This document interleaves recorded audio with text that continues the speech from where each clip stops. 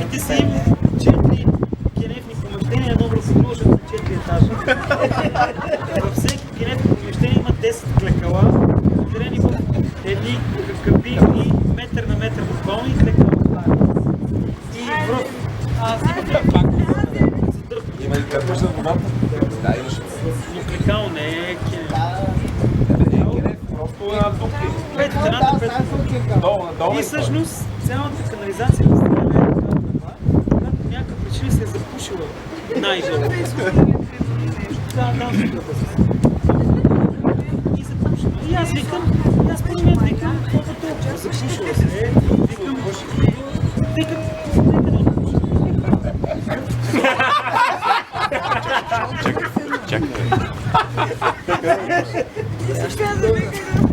Видя ли го, чули го това?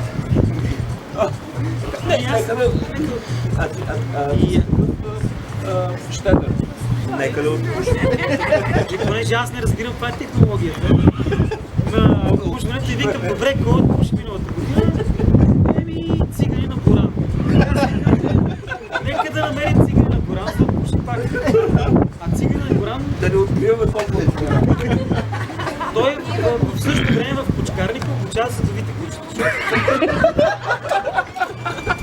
Отиваме ние в кучкарника, аз нали като офицер, старшината след мене. Да търсим най-Боран. Той, който отпушва миналата. Той е квалифициран куча, той искаш. Мираме Боран и аз казвам, Боране, кенефа на батальона се е запушил.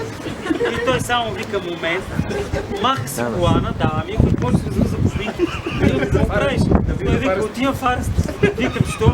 Защото ще ме накарате да ги отпуша, аз ще откажа и ще ме... Викам, що ще откажеш? Не! Там вика, няма да влезе никой.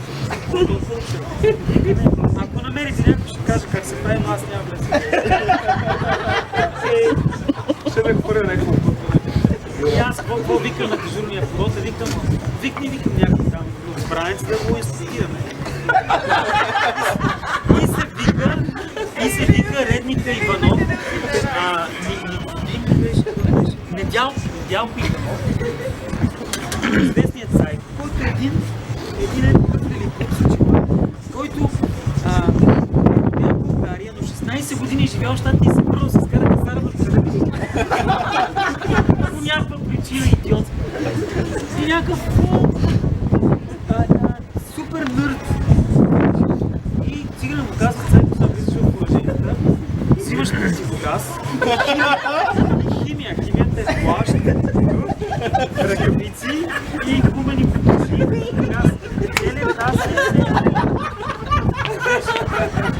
Обаче този сайт беше, вие сами няма да ме... Да се кажеш, знам да те юркате, няма да ме юркате, няма да ми казвате аз какво да правя и противогаза не си го сложи, не си го държи. Химия не получи рапите, не го ръкавиците, сложи плащаме, така го направи като кълбоец. А знаеш ли къде отива поне? Не.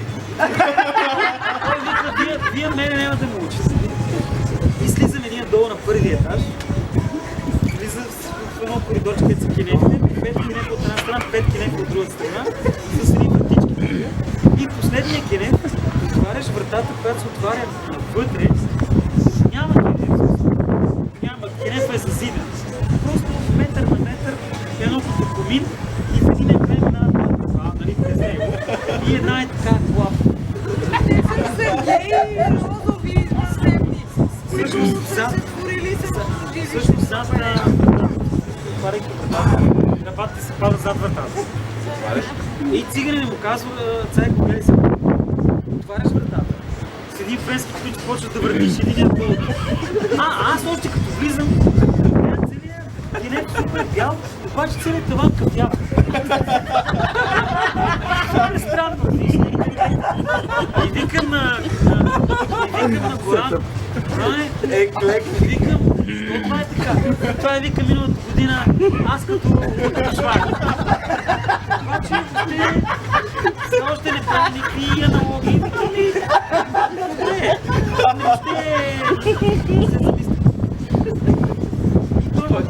Той е кафяв тавана.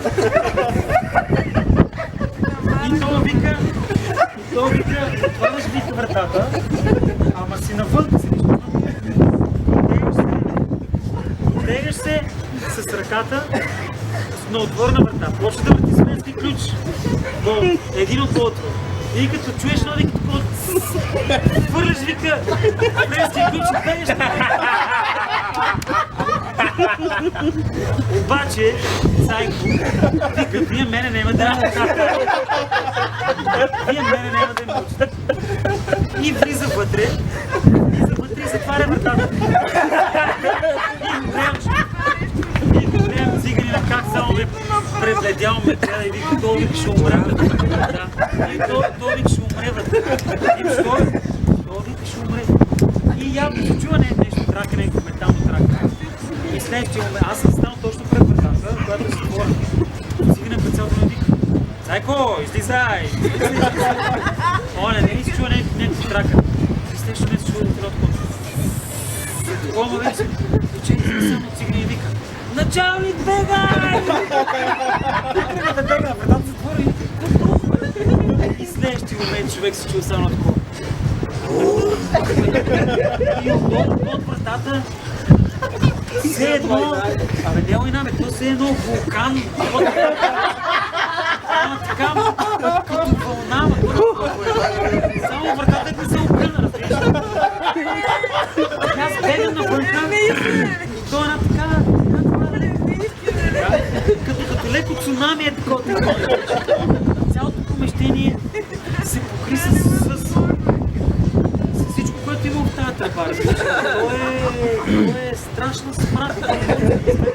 Значи излезахме на плаца, смърдеше страшно смрад. И той вика умрел там. И се връщаме ние, ама той е примерно малко под кубинки. Виж, Все лайнарка се е разцяла. Страшно, това е страшно.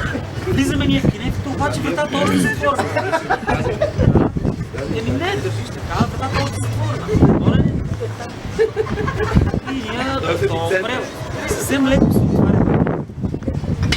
Супер леко се отваря вратата. И излиза оттам трол. Трол. Женски или мъжки? Химията му е съблечена. Така е съблечена. Долу. Не, той е с униформа. Така е съблечена. Зад очилата му станция и той е само така. Дай ти кърпа! Той е целият война. Той е по-страшна струя. Той е по-скори, че ако глас рехила за стената. Цигане само го гледа и вика, нагълтай се, а! И той само вика така, момчет вика, дайте кърпа, и цигане вика, това кърпа бе, сега ще бие с пожарникарската. И той само човек се така очилата. И цигане му вика, ви са. Не, тогава идваме с пожарникарската, те ми вече не смисъл. И то, че ти цигано цел се измихно с пожарникарската. И после 2 седмици е спал на един стол и седнал легал да пушните така, защото никой не го пуска спално. То направо посадка му се беше хватила. И 2 седмици по-късно му пада ухото.